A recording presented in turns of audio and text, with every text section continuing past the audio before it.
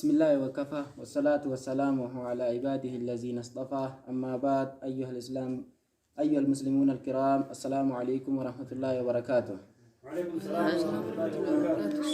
أران تلقى نما كيسما أجايباتك قبلني سنيرفني كيسما كنيسي أينيني أيسا دلته أيسا مي مال برتا مال توفدا وانجو مي هانو إبسوي غرغا في تدچانا يچو مي أينيو سنجام مقان كي مي إفبسي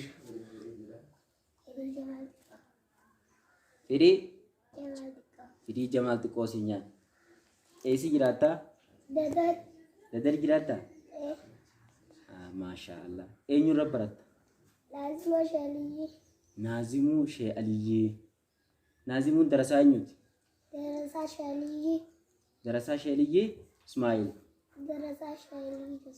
Darasa Syekh Aliye Ismail. Masya Allah. Ati gize barat ya kenyu tau feta? Akka Syekh Aliye Ismail tau feta? Masya Allah, Masya Allah. Ha, Rabbi meka? Rabbi toko? Rabbi toko, Masya Allah. Esi jirata? Arshi gubba. Warri Allah mawjudun bila makan jo firqatami? Mustahidde tu kaza? Masya Allah, Masya Allah. Ati mal karatama?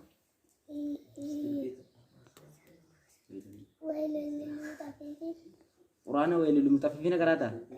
Masya Allah, Masya Allah. Me gize berarti kayit nyutin tau vedet me? Akashi Ali Ismail, Masya Allah.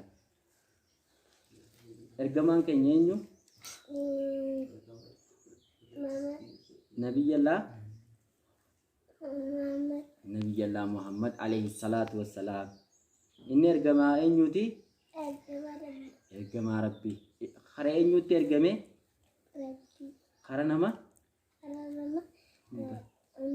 Khara nama hundati? Ergame. Ayye kopi tanya asmaratum romti hangga kopi berarti walti chanuti. Assalamualaikum warahmatullahi wabarakatuh.